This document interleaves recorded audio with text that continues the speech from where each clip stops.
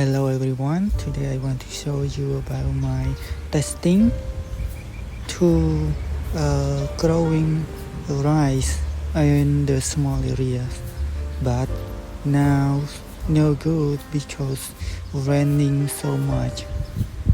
It make my ភ្លៀងខ្លាំងមែនទែន testing not good and fail.